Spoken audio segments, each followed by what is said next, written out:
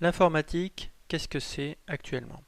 Eh bien, tout d'abord, nous devons disposer d'un ordinateur. Un ordinateur de bureau ou bien un ordinateur portable comme celui-ci, ou bien une tablette comme l'iPad qui a eu beaucoup de succès, ou bien un smartphone qui remplace le téléphone d'hier. Bref, il nous faut avoir un dispositif électronique, aussi appelé device en anglais. Nous avons donc un ordinateur. Il nous faut ensuite avoir sur cet ordinateur, dans cet ordinateur, un système d'exploitation, c'est-à-dire un logiciel de base préinstallé dans l'ordinateur. Beaucoup d'ordinateurs disposent de Microsoft Windows 7.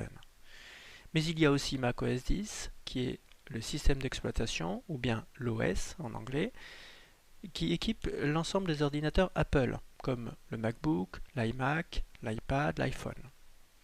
Il y a une alternative à ces deux systèmes d'exploitation propriétaires, qui est Ubuntu, un système d'exploitation basé sur Linux et qui est librement installable sur la plupart des ordinateurs. Donc gratuitement, on peut l'installer sur beaucoup d'ordinateurs.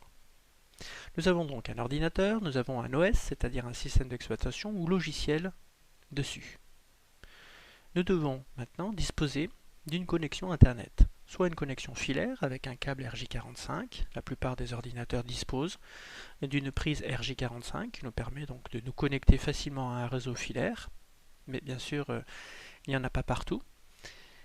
Dans ce cas, eh bien, nous devons être dans une zone Wi-Fi, une zone qui est couverte par un réseau sans fil et qui nous permet donc de nous connecter au réseau, soit avec une clé web, c'est-à-dire une suite de caractères qui nous permet donc d'avoir l'autorisation d'utiliser le réseau Wi-Fi, soit si le réseau est libre d'accès, n'est pas sécurisé, à ce moment-là on peut se connecter librement.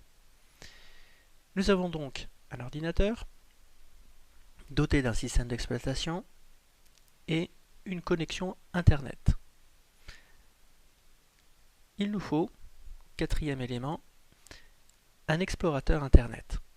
Celui qui équipe la plupart des ordinateurs dotés de Microsoft Windows et Internet Explorer, livré par Microsoft, qui n'est pas l'explorateur conseillé parce qu'il comporte pas mal d'erreurs de transcription.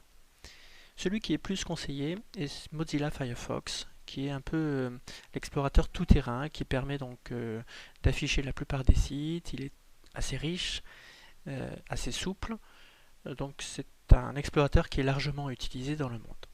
Il y en a d'autres aussi, comme Google Chrome, qui est fortement conseillé, qui est un navigateur qui est rapide, léger, facilement installable, et qui est fourni par Google.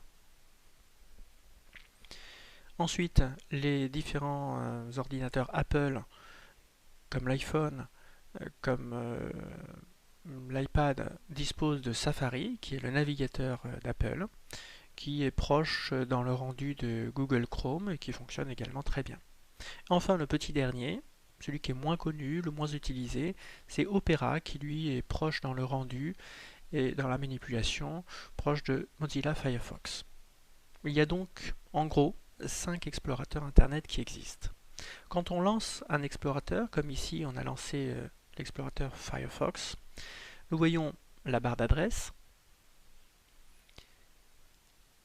la barre de recherche, pour effectuer une recherche avec un mot-clé, et puis ici pour ouvrir un nouvel onglet. Le petit plus permet donc d'ouvrir un nouvel onglet et comme ça de pouvoir passer d'un site à un autre. Ici, nous sommes sur le site, la page d'accueil de google.fr. Nous avons donc tapé dans la barre d'adresse www.google.fr. La plupart des explorateurs Internet disposent du menu aperçu avant impression. Nous pouvons largement l'utiliser avant d'imprimer quoi que ce soit. Faisons un aperçu avant impression, faisons les réglages de mise en page, de marge, d'en-tête et de pied de page pour voir véritablement ce que nous imprimons et ainsi éviter de faire du gaspillage au niveau de la sortie papier. Nous sommes donc prêts à faire de l'informatique car nous disposons d'un ordinateur doté d'un système d'exploitation, d'une connexion Internet et d'un explorateur Internet. Avec ces 4 éléments, nous pouvons véritablement parer à toute situation. Un mot sur le touchpad qui équipe la plupart des ordinateurs portables et qui va déconcerter certains utilisateurs qui étaient habitués avec la souris. En effet, en suivant ces quelques règles, eh bien, vous serez aussi habile qu'avec une souris, avec un peu d'expérience bien sûr. Le touchpad, en général, il y a sous le touchpad 2 boutons. Alors premier conseil, ne pas utiliser le bouton gauche pour cliquer, parce que c'est beaucoup plus rapide quand on fait un appui simplement avec l'index sur le pad pour faire un clic. Donc un appui court et léger sur le pad avec l'index correspond à un clic. Ça permet d'éviter d'utiliser le bouton, de l'enfoncer. C'est plus rapide. Ensuite, pour faire un double clic, eh bien simplement 2 appuis rapides et légers sur le pad permettent de faire l'équivalent du double clic de la souris. Donc avec ça, vous pouvez donc lancer par exemple une application lorsque son icône figure sur le bureau. Ensuite, une action qui est un petit peu difficile à faire, c'est le glisser-déposer ou la sélection d'un texte dans un traitement de texte. À ce moment-là, on fait l'équivalent du double-clic, 2 appuis, et à la fin, on laisse l'index sur le pad, on le laisse en contact, et on glisse avec l'index pour sélectionner ou glisser et déposer donc l'élément que l'on a pris.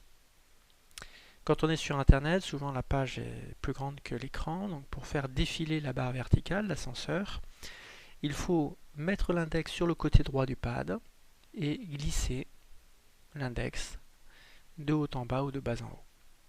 L'équivalent du clic droit, là on ne peut pas s'affranchir de l'utilisation des boutons en bas.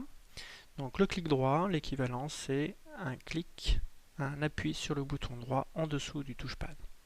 L'ensemble des touchpads fonctionne de la sorte. Faisons un exercice d'application après avoir vu ces différents points.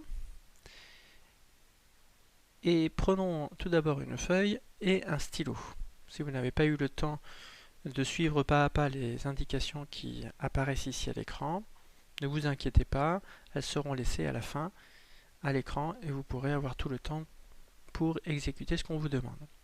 Alors la première chose qui vous est demandé de faire, c'est de noter le type de votre appareil. Est-ce que vous êtes sur un ordinateur du bureau, un ordinateur portable, une tablette, un smartphone?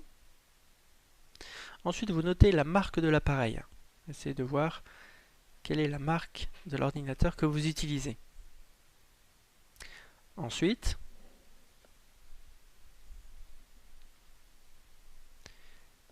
le système d'exploitation qui s'est sûrement lancé lorsque vous avez allumé votre ordinateur. Le type de connexion Internet, est-ce que c'est une connexion filaire? Est-ce que c'est une connexion Wi-Fi sans fil?